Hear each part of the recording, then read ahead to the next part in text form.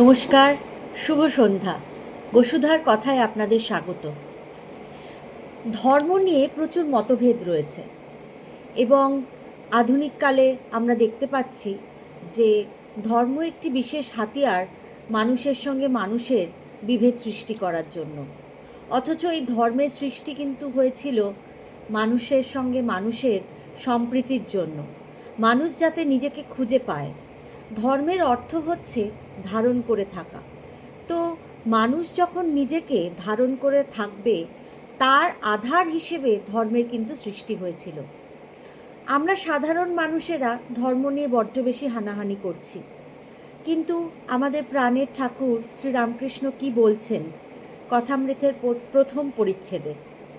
এখানে বলছেন, কয়েকদিন পরে ঠাকুর শ্রীরামকৃষ্ণ দক্ষিণেশ্বরে শিব মন্দিরের সিঁড়ির উপর ভাবাবিষ্ট হইয়া বসিয়া আছেন। বেলা 4টা-5টা হইবে। মাস্টার কাছে বসিয়া আছেন। কিয়ৎক্ষণ পূর্বে ঠাকুর নিজের ঘরে মেঝের উপর বিছানা পাতা তাহাতে বিশ্রাম করিতেছিলেন। এখনও ঠাকুর সেবার জন্য কেহ থাকে না। হৃদয় যাওয়ার পর ঠাকুরের কষ্ট হইতেছে। কলিকাতা হইতে মাস্টার আসিলে তিনি তাহার সঙ্গে কথা কহিতে কহিতে শ্রী রাধাকান্তের মন্দিরে সম্মুখস্থ শিব মন্দিরের সিঁড়িতে আসিয়া বসিয়াছিলেন, কিন্তু মন্দির দৃষ্টে হঠাৎ ভাবাবিষ্ট হইয়াছেন। ঠাকুর জগন্মাতার সঙ্গে কথা কহিতেছেন, বলিতেছেন, মা, সব্বাই বলছে আমার ঘড়ি ঠিক চলছে।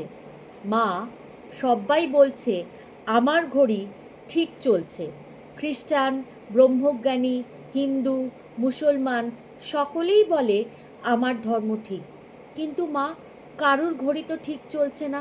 তোমাকে ঠিক কে বুঝতে পারবে?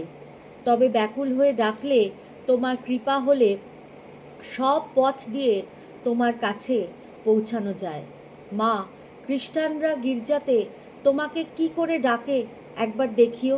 কিন্তু মা, ভিতরে গেলে লোকে কি বলবে যদি কিছু হাঙ্গামা হয়? আবার কালীঘরে যদি ঢুকতে না দেয়? তবে গির্জার দোরগোড়া থেকে দেখিও। আরেকদিন ঠাকুর নিজের ঘরে ছোট খাটটির উপর বসিয়া আছেন। আনন্দময় মূর্তি, হাস্যবদন শ্রীযুক্ত কালীকৃষ্ণের সঙ্গে মাস্টার আসিয়া উপস্থিত।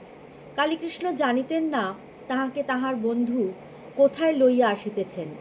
বন্ধু বলিয়াছিলেন, সুরির দোকানে যাবে তো আমার সঙ্গে এসো, সেখানে এক জালা মদ আছে।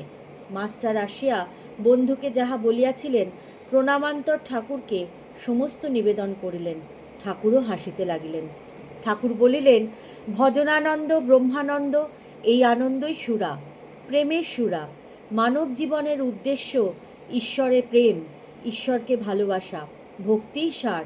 জ্ঞান বিচার করে ঈশ্বরকে জানা বড়ই কঠিন।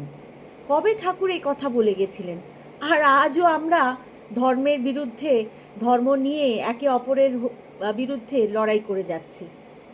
ধর্ম কোথায় আমাদের একে অপরের হাত ধরে চলতে শেখাবে তা নয়, শ্রেষ্ঠত্বের অহংকার নিয়ে আমরা লড়াই করে চলেছি। ধন্যই মানব জীবন। যাই হোক, আপনারা সকলে ভালো থাকবেন, আপনাদের উইকেন্ড ভালো কাটুক, আর মাঝে মাঝে সৎসঙ্গ আর সৎ কথা এর সাথ কিন্তু আমাদের দিতে হবে। সময় বড় কঠিন। সর্বে ভবন্তু সুখিনা, সর্বে সন্তু নিরাময়া, সর্বে ভদ্রাণি পশ্যন্তু, মা কশ্চিৎ দুঃখভাগ ভবেৎ। আর বসুধার কথা চ্যানেলটিকে লাইক, শেয়ার এবং সাবস্ক্রাইব করবেন। ধন্যবাদ। শুভরাত্রি।